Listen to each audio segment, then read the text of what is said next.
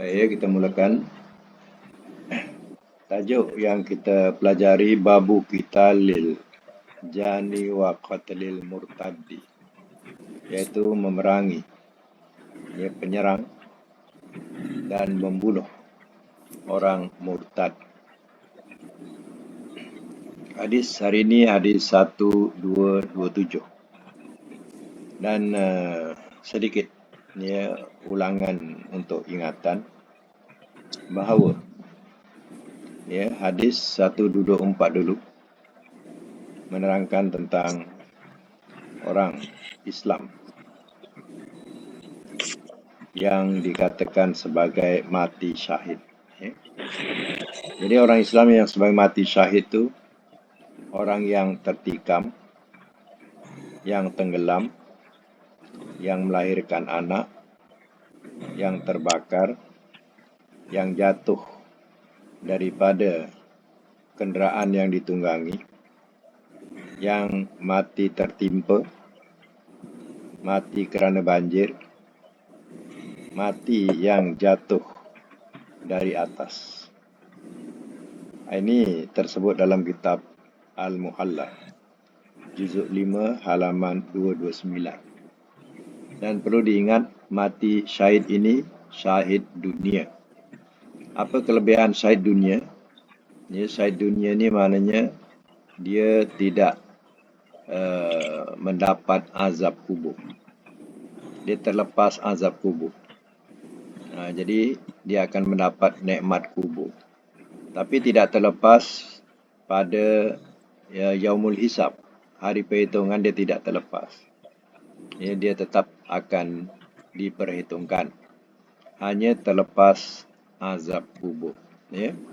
Maknanya orang-orang yang disebutkan tadi, dia akan mendapat nikmat kubur sambil menunggu hari perhitungan atau hari kebangkitan.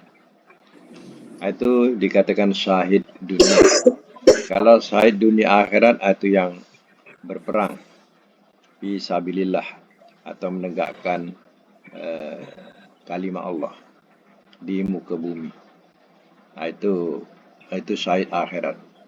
Maknanya dia terlepas azab kubur dan dia juga tidak terkena azab akhirat. Jadi terus masuk syurga. Okey, kita teruskan hari ini dengan hadis yang ke 1227. Silakan, siapa nak baca? Seorang baca, silakan. Siapa nak baca? Silakan. Hadis 1227.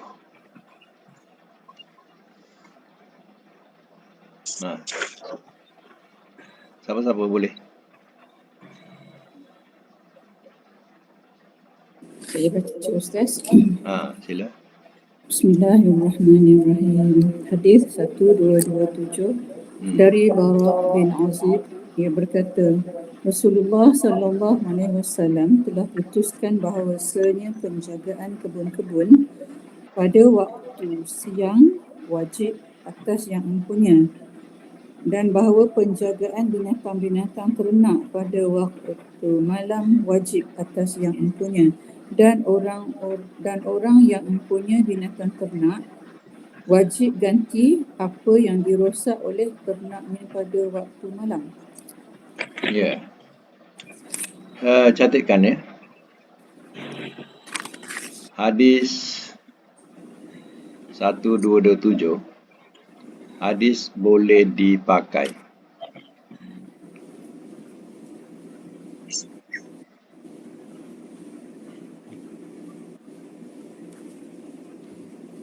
Matan, binatang ternak orang lain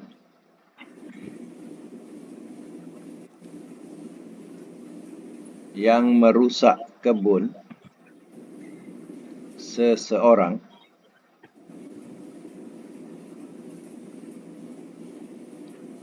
di waktu siang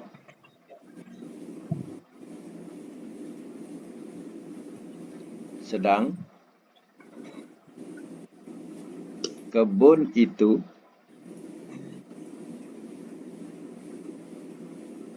tidak dipelihara,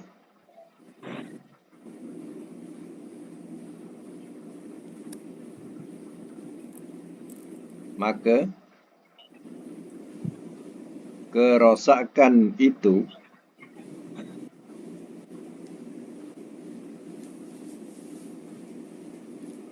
atas tanggungan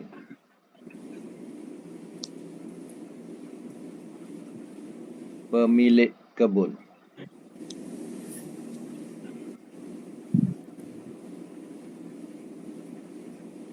Nokta.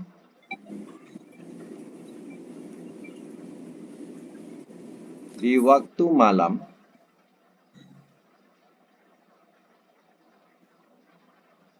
kalau binatang-binatang itu merosak kebun,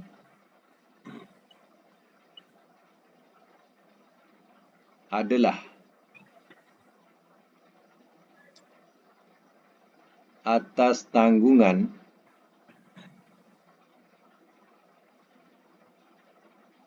pemilik binatang.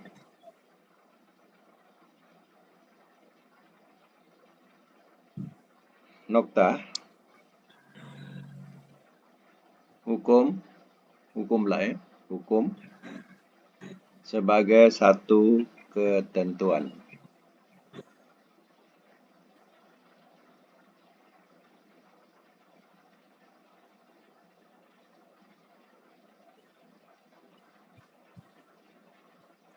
Baik. Dalam hadis ini, kerosakan itu berlaku kadang siang, kadang malam. Ya. Jadi tidak menentu. Tapi Tuhan punya binatang, perlulah mengambil tahu.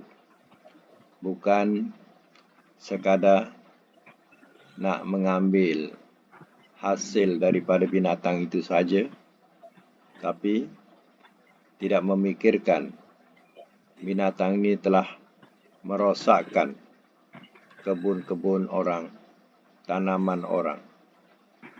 Jadi, ya pemilik kebun, binatang ternakan ini perlulah bertanggungjawab dan mengambil tahu. Jangan sedap sendiri saja.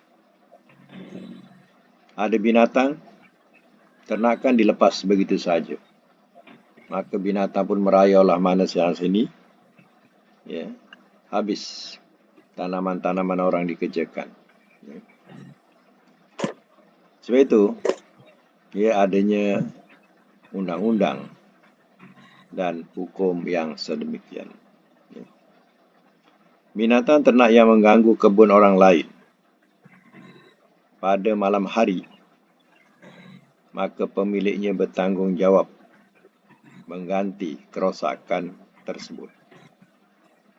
Tapi apabila ternak lepas pada siang hari, kemudian merosak kebun orang lain, maka pemilik tidak berkewajiban mengganti kerosakan kebun tersebut. Oleh kerana, ya hadis ini hanya boleh dipakai, tapi bukan ia berdarjat sahih, ya, tapi hanya berdarjat boleh dipakai. Jadi kedudukannya sudah tentulah tidak berapa kuat. Maka artinya tukang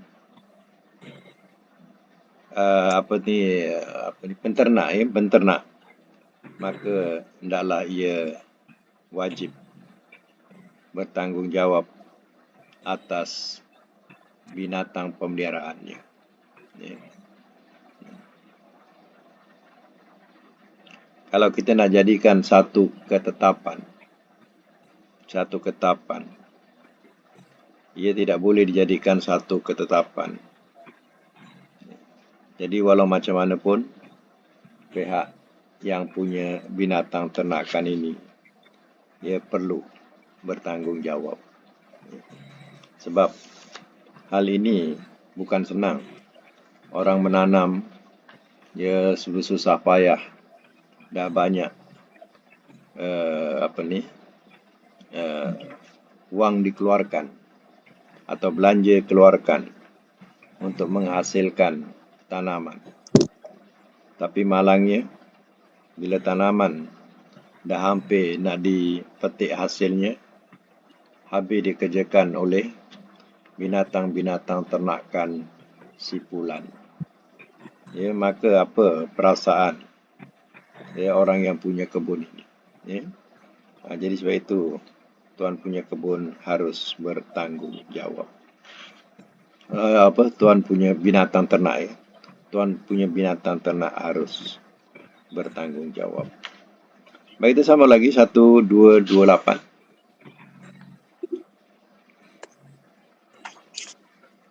1228. Ada yang lain nak baca? Puan Nolia boleh baca tak? Clear tak suara? Okey, saya cuba Ustaz. Okey, clear. Silakan. Hadis 1228 dari Muaz bin Jabal tentang seorang masuk Islam lantas jadi Yahudi. Ia berkata, saya tidak akan duduk sebelum dibunuh dia. Putusan Allah dan Rasulnya. Lalu diperintah buat bunuh dia, lantas dibunuh. Muttafaq alaihi, dan pada satu riwayat bagi Abu Daud. Tetapi sebelum itu dia disuruh bertaubat. 1229 sekalikan. 1229 dari Ibnu Abbas, ia berkata, telah bersabda Rasulullah SAW, barang siapa menukar agamanya, bunuhlah dia. Diriwayatkan dia oleh Bukhari. Baik, catatkan dulu hadis 1228 dengan 1229. Hadis sah. Bracket, lihat Al-Ma'idah ayat 33.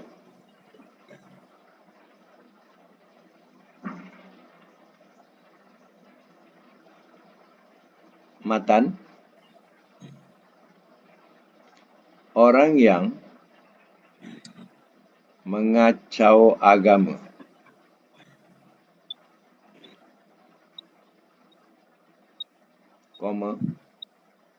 sesudah diberi kesempatan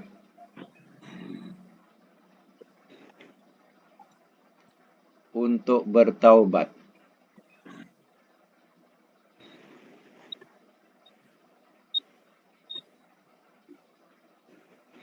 kalau perlu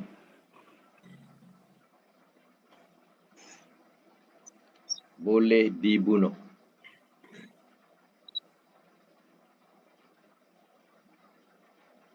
Hukum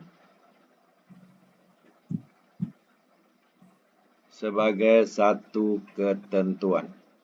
Hukum ya, sebagai satu ketentuan.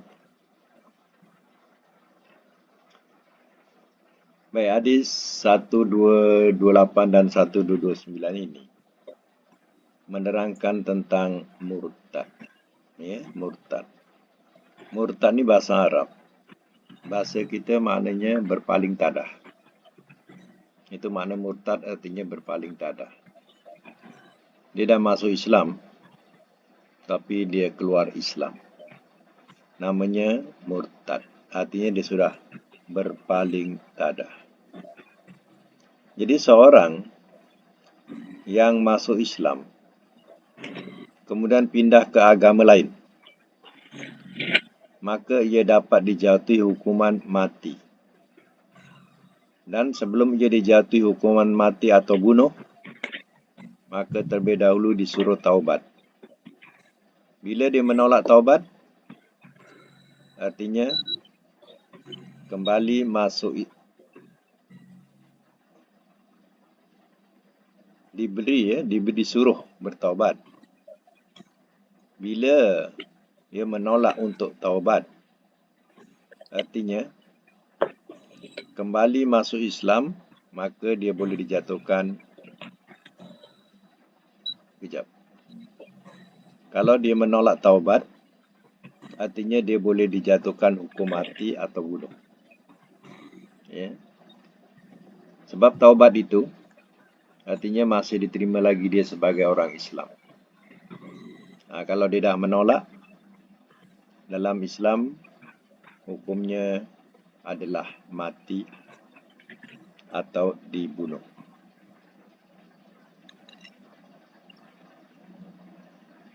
Jadi orang yang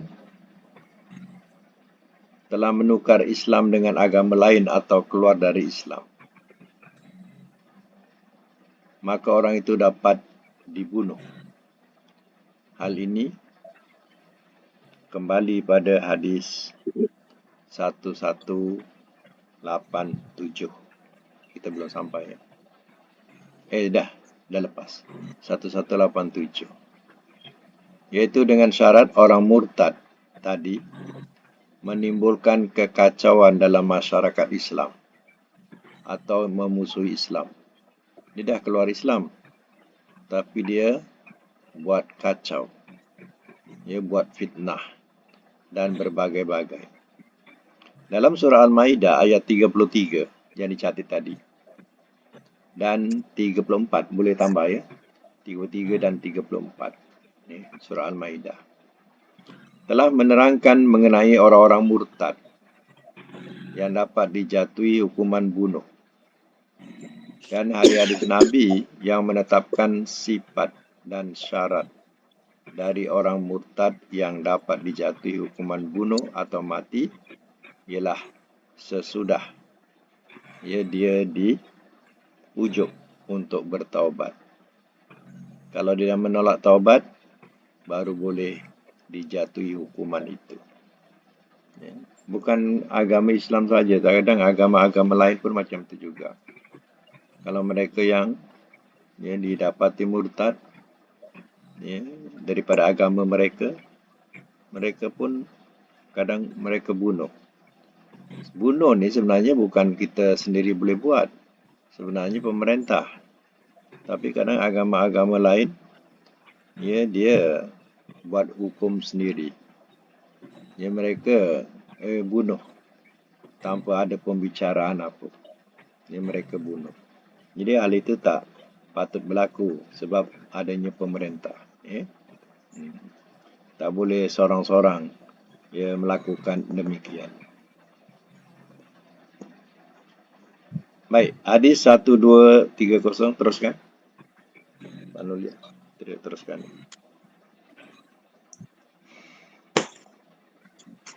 Dari Ibnu Abbas. Dan 1230.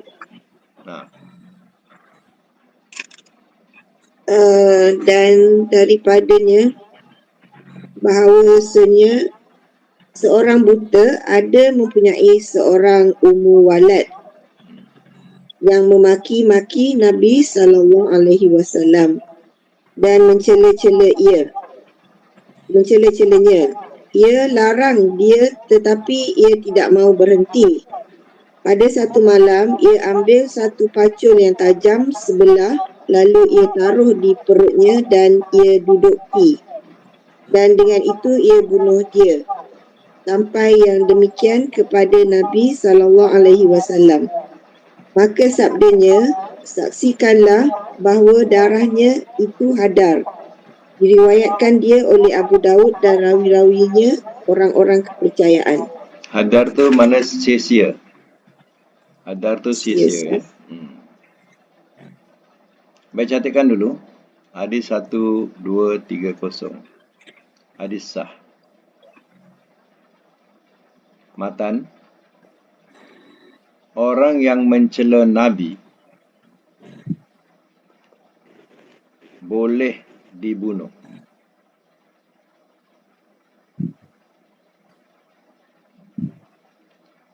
Al-Maidah ayat 33.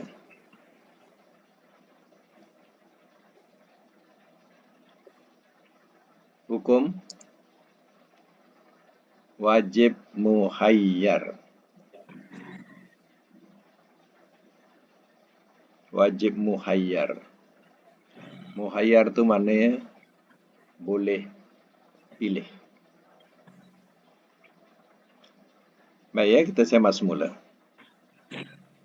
Seorang yang memaki dan mencela Nabi SAW boleh dibunuh.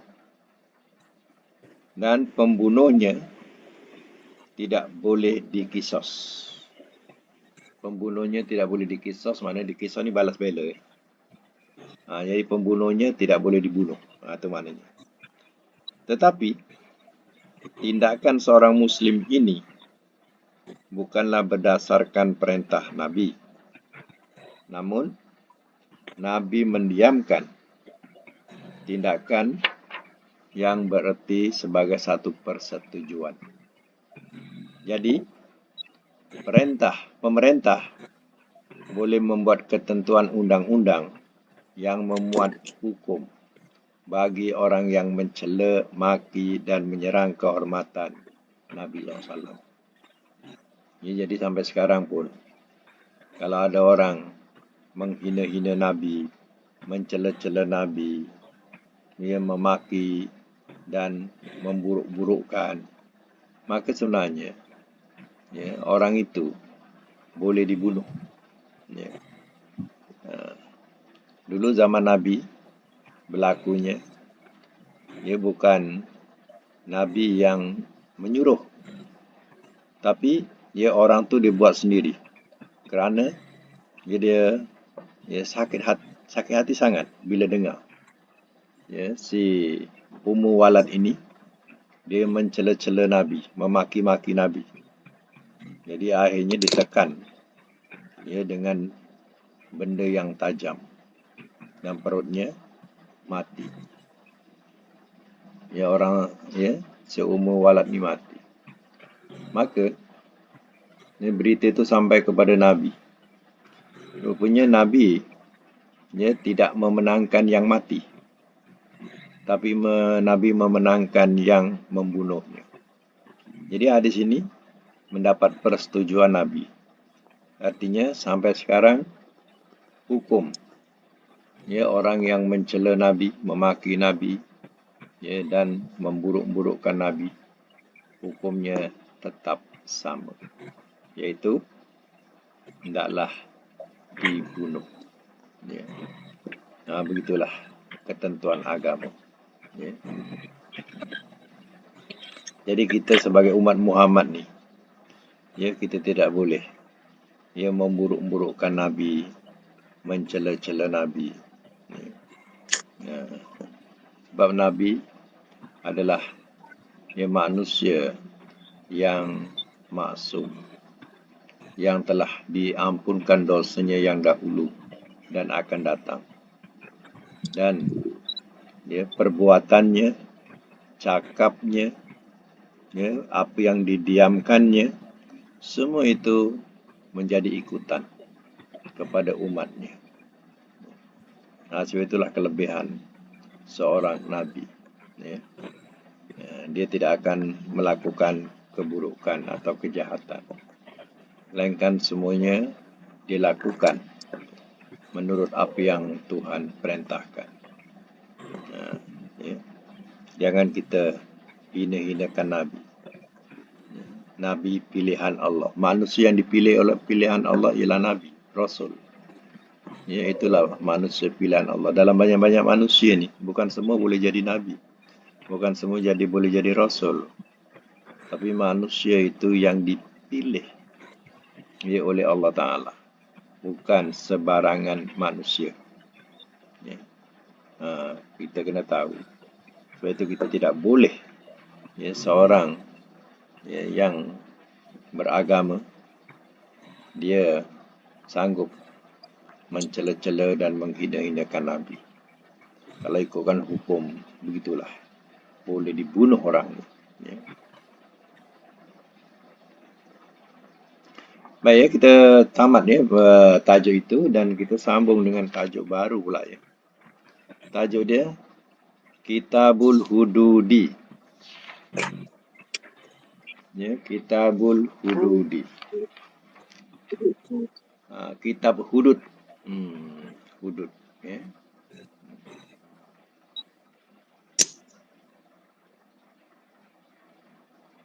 Baik ya, cuba boleh catatkan ya. Cuba catatkan pengertian dulu. Apa itu hudud?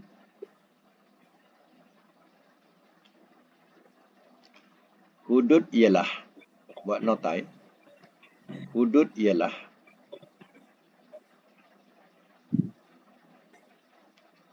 kejahatan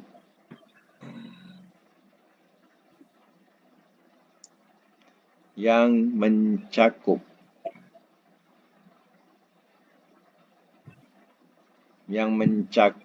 perzinaan,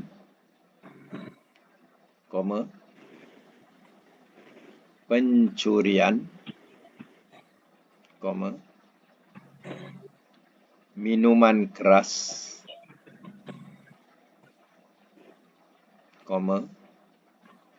perompak,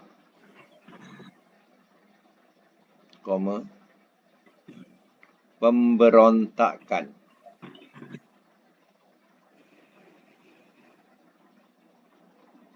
dan menuduh seseorang berzina tanpa menghadirkan 4 orang saksi.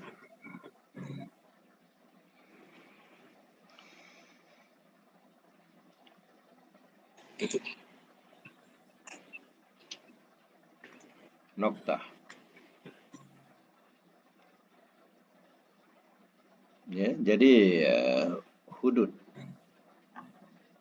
Hudud ni undang-undang. Ya, hudud ni undang-undang ataupun batas-batas Allah. Dalam Quran kadang disebut hududullah. Hududullah. Mana batas-batas Allah ataupun undang-undang Allah.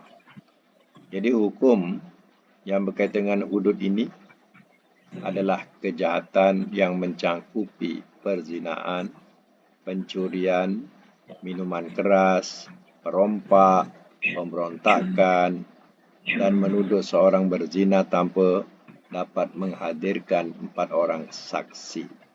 Ini akan masuk dalam hukum hudud. Ya, undang-undang. Hudud namanya. Ya. Baik. Ya, sekarang kita teruskan. Panulia boleh baca sebab clear dia punya suara. Jadi dalam rakaman tu nanti clear. Ya. Silakan teruskan dari Abu Hurairah. Dari Abu Hurairah dan Zaid bin Khalid al-Juhani bahawasanya seorang dari Arab-Arab gunung datang kepada Rasulullah SAW dan berkata, "Ya Rasulullah, saya minta kepada paduka Tuan dengan nama Allah, tidak lain melainkan bahawa Tuan putuskan buat saya dengan kitab Allah Ta'ala." Tetapi yang lain berkata, "Dan ia lebih mengerti daripadanya. Hukumkanlah antara kami dengan kitabullah dan izinkanlah saya." Sabdanya, "Omonglah." Ia berkata, "Sesungguhnya anak saya jadi buruh kepada orang ini, lalu ia berzina dengan isterinya, dan ada orang khabarkan kepada saya bahawa atas anak saya hukum rejam. Lalu saya tebus ia daripadanya dengan 100 kambing dan seorang jariah. Kemudian saya bertanya kepada ahli ilmu, maka mereka khabarkan kepada saya bahawa wajib dera atas anak saya 100 kali dan pengasingan setahun, dan wajib atas isteri orang ini rejam." Maka Rasulullah SAW bersabda, "Demi Tuhan yang diriku di tangannya, aku akan putuskan antara kamu menurut kitabullah, iaitu jariah dan kambing kembali kepadamu, dan bahawa atas anakmu hukum dera 100 kali dan hukum buang setahun. Dan ya Unais, pergilah kepada isteri orang ini. Jika ia mengaku, maka rejamlah akan ia. Muttafaq alaihi, tetapi lafaz ini bagi Muslim. Ya. Baik ya. Kita masuk dalam Kitabul Hudud. Jadi bab kecilnya disebut babu hadis zani. Babu hadis zani. Itu tajuk kecil ya. Bab had orang yang berzina. Ya, bab had orang yang berzina. Ya, zani.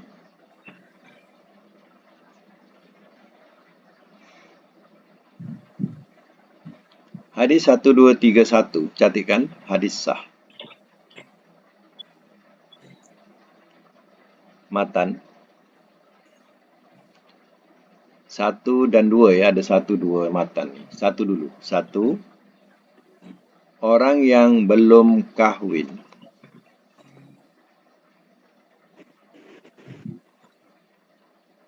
kalau berzina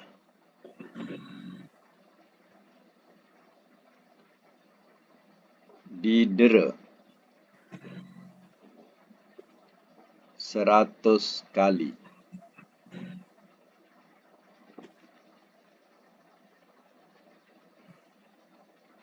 Dan dibuang daerah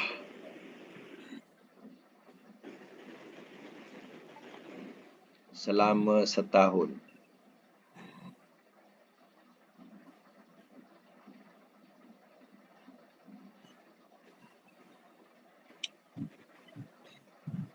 Nombor 2, orang yang sudah kahwin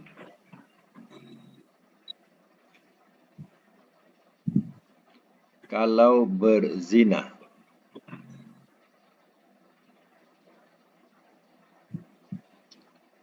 wajib didera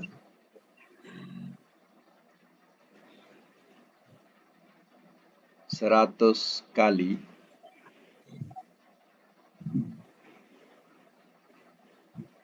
lalu direjam sampai mati.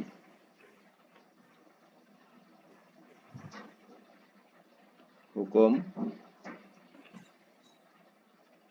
sebagai satu ketentuan.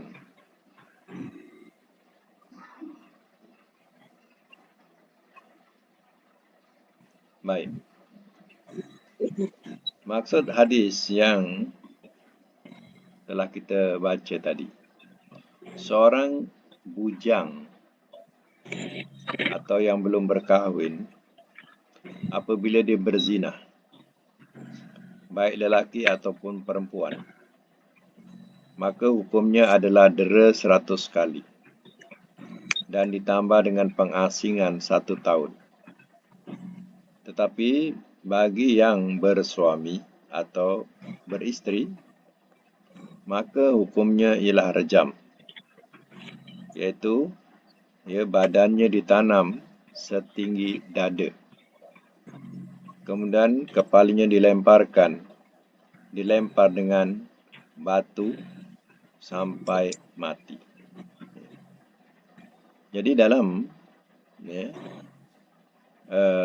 perbezaan ini maknanya kalau bujang dia hanya didera ni mana rotan ya.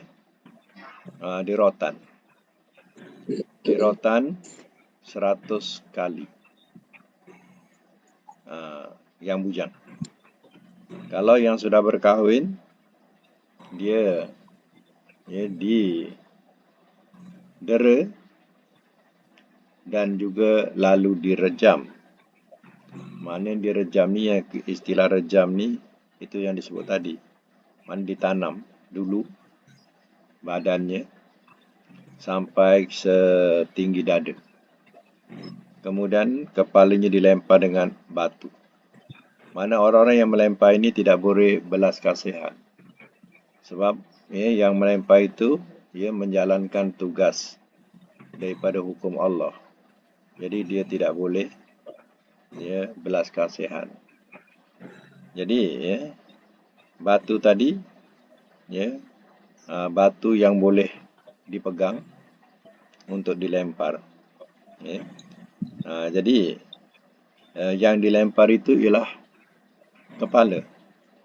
Jadi seandainya yang dilempar kepala tu mana lebih cepat mati daripada dilempar badan. Macam orang aksiden, bila terantuk kepala dia terus pengsan, tak sedar diri. Jadi tahu-tahu dah seminggu atau sebulan ke hospital. Jadi itu lemparan tadi tak boleh lemparan kesian, lemparan betul-betul. Kalau mengenai tempat-tempat atau poin kat kepala tu, dia terus pengsan. Jadi bila pengsan, dilempar juga, dia dah tidak merasai kesakitan itu. Dan sehingga didapati dia mati. Macam tu. Itu dalam Islam. Tapi tempat kita ni, kita baca je lah. Hakikatnya tak ada dilaksanakan pun hukum ini. Melainkan negara yang benar-benar menjalankan 100% hukum Islam. Macam tempat kita ni, kita baca je lah hukum ni. Hakikatnya, tidak dibuat, tidak dilaksanakan. Hanya bayar denda. Bayar denda saja. Bayar duit. Itulah yang dikenakan. Kita bukan pemegang hukum.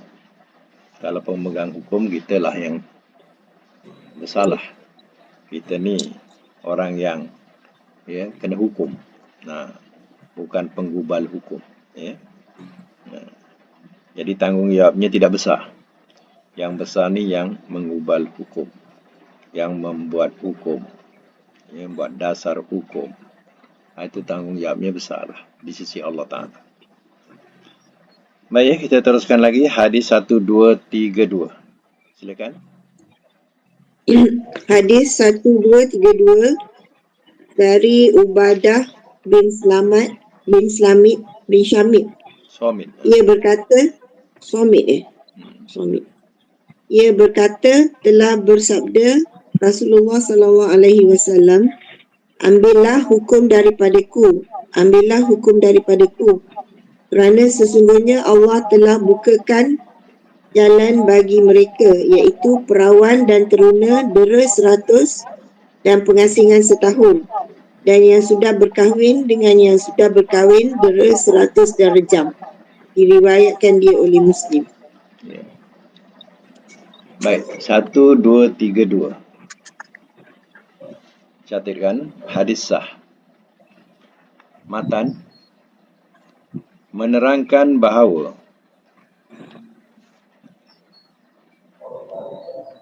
orang yang sudah kahwin apabila berzina selain didera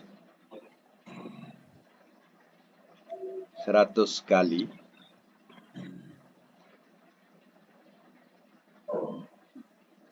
wajib juga direjam sampai mati.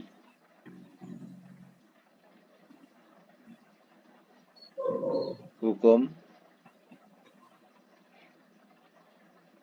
sebagai satu ketentuan.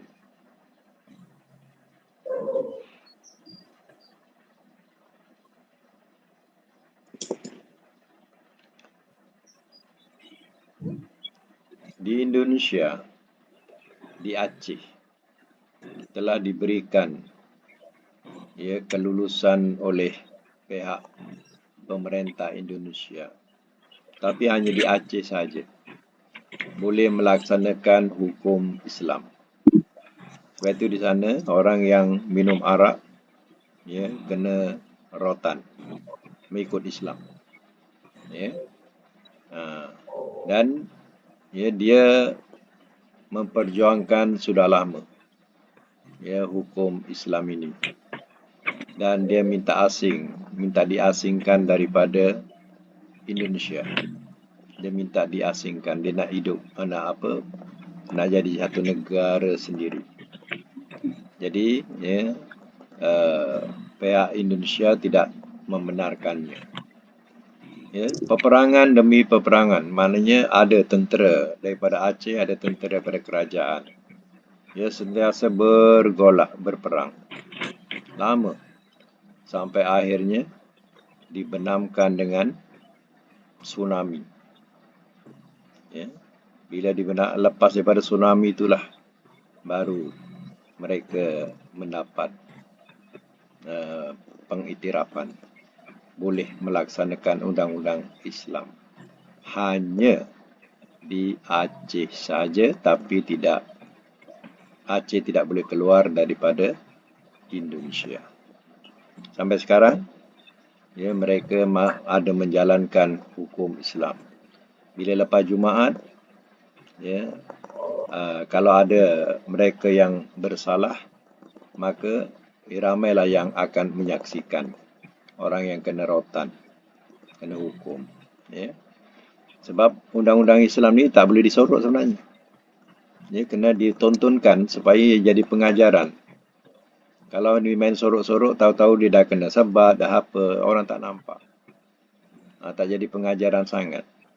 Sebab itu undang-undang Islam ni tak boleh nak disorok. Kalau di Arab Saudi tu, dia penggal kepala tu lepas Jumaat. Orang boleh tengok lepas Jumaat. Macam di Jeddah tu. Di Jumaat. Orang tengok. Di laman tu. Ada berapa orang nak dipenggal tu. Boleh disaksikan oleh orang ramai. Macam tu. Jadi itu pengajaran. Kalau disorok-sorok orang tak tahu. Tahu dia dah mati, tahu dia dah kena gantung. Jadi tak nampak pengajaran tu. Dalam Islam ni kena tunjukkan supaya jadi mau'izatun, jadi pengajaran. Baik lagi? Hadis satu lagi. Ustaz, saya nak tanya. Kalau pengasingan tu macam masuk jail ke? Pengasingan tak. Pengasingan buang kalau orang Selangor buang Perak. Oh, dia kena pergi ke negeri lain. Negeri lain aja. Tempat lain. Dia bebas kat negeri tu. Bebas lah. Dia tak boleh balik. Macam tu.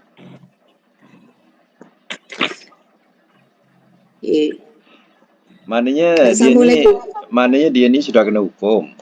Kan? Dah kena hukum 100 kali tu.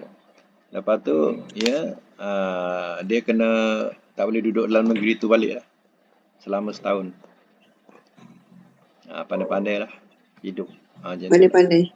Pandai-pandai lah. Lagi? Okay.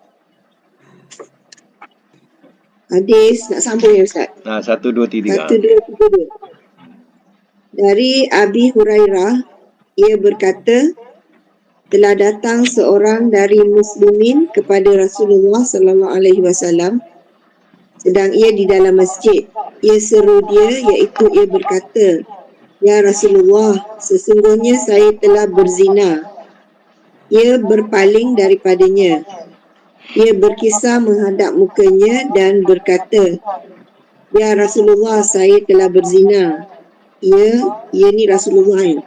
Ia berpaling daripadanya hingga ia yang kedua, iaitu orang itu, ulangi yang demikian kepadanya 4 kali. Tatkala ia telah saksikan atas kesalahan dirinya 4 persaksian, Rasulullah panggil dia dan bertanya, apakah engkau gila? Ia jawab, tidak. Sabdanya, apakah engkau sudah kahwin? Ia jawab, sudah. Maka Nabi SAW bersabda, bawalah dia pergi dan rejamlah dia. Muttafaq alaihi. Satu lagi sebab dia berkait. Satu lagi. 1, 2, 3, 4. 1, 2, 3, 4 dari Ibnu Abbas, ia berkata, tatkala datang Ma'is bin Malik kepada Rasulullah dan mengaku berzina, ia bersabda kepadanya, barangkali engkau cium atau engkau ramas atau engkau lihat. Ia jawab, tidak ya Rasulullah. Diriwayatkan dia oleh Bukhari. Okey. Catatkan ya. 1, 2, 3, 3 dan 1, 2, 3, 4. Hadis sah. Matan. Orang yang datang kepada hakim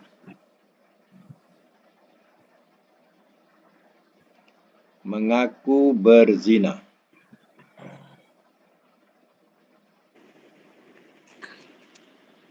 tidak boleh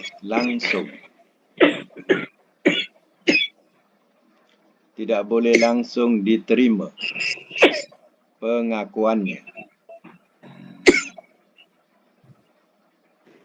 Tidak boleh langsung atau terus diterima pengakuannya.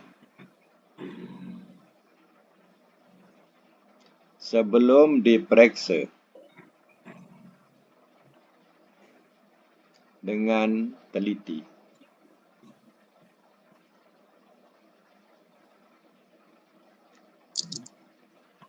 Hukum sebagai satu ketentuan.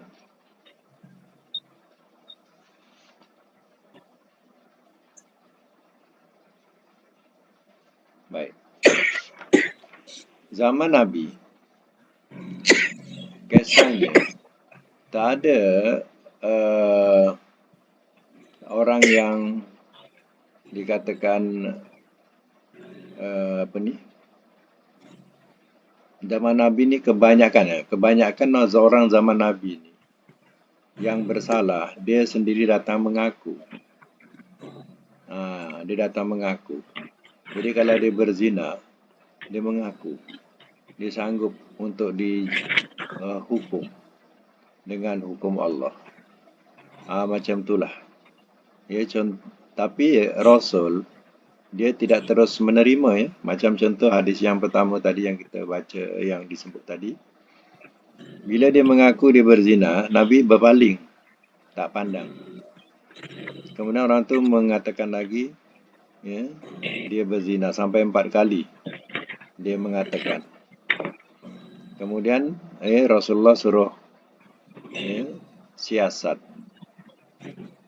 Dan adanya saksi. Karena tak ada saksi pun kalau dia mengaku pun boleh diterima. Lalu ia dijatuhkan hukum rejam ke atas. Dan kisah kedua pula menerangkan tentang dia mengaku berzina. Tapi Rasul tidak ambil berat sangat cakap dia tu. Alah, tantang kau cium ya. Macam itulah bahasanya. Alah, tantang kau pegang-pegang ya. Dibuat macam itulah. Kadang orang tak faham. Perkataan zina tu ingatkan hanya pegang-pegang tu dah zina. Macam tu fahaman mereka. Jadi sebab itu Rasul bila dia mengaku dia kata berzina, tantang kau hanya pegang-pegang ya. Tantang kau hanya cium saja. Jadi hal itu sebenarnya tidak termasuk zina, tapi dia katakan benar. Dia berzina. Jadi setelah pengakuan tu diterima, maka Rasulullah suruh disebut siapa? Mais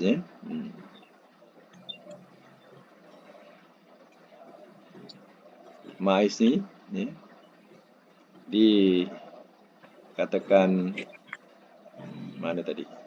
Ketika Rasulullah menerima pengakuan Mais, apa Mais tu yang dia kata berzina. Maka Rasulullah kemudian mengadakan penyelidikan secara teliti terhadap diri Ma'iz sendiri dan mengajukan pertanyaan-pertanyaan yang dapati dijadikan sebagai dasar benar-benar yang dia buat pengakuan itu.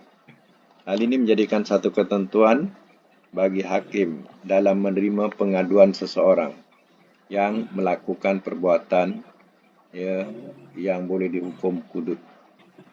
Hendaklah hakim bertanya dengan teliti kepada orang yang mengaku supaya dapat diketahui pengakuannya. Itu jujur atau dusta. Orang itu sehat atau dia terganggu jiwanya.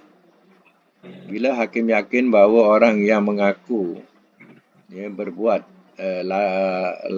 pelanggaran itu atau zina, benar-benar dia adalah sehat, maka ia diminta untuk bersumpah 4 kali. Dah bersumpah, lepas tu baru dijatuhkan hukum. Jadi zaman Nabi ni banyak mereka datang mengaku. Zaman sekarang ni jangan haraplah kalau orang nak mengaku. Jadi zaman Nabi dulu mereka datang mengaku dan minta hukuman. Jadi artinya hal ini bukan senang-senang terus dihukum. Tak. Diselidiki dulu. Sehat tak orang ni? Sakit jiwa ke? Dan berbagai-bagai lagi. Dan begitulah juga akan datang kita akan jumpa lagi perempuan yang mengaku dia sudah berzina dan mengandung. Rasulullah tak hukum, melainkan suruh sampai dia melahirkan anaknya. Dah lahir pula, dia suruh susukan anak itu. Dah habis susukan, perempuan tu menyerahkan dirinya untuk dihukum. Rasul baru hukum. Yang akan datang kita akan jumpa macam tu. Jadi tak perempuan yang mengaku macam tu yang mengandung terus dihukum, tak. Bahkan Rasul suruh dia sampai melahirkan anaknya, sampai menyusukannya, baru dijatuhkan hukuman. Begitulah dalam Islam. Baik, sekadar itu dulu sampai ayat sampai hadis 1, 2, 3, 4. InsyaAllah akan datang kita sambung lagi. Itu saja untuk hari ini. Mudah-mudahan kita dapat manfaat bersama daripada kuliah kita pagi ini. InsyaAllah. Sadaqallahul azim.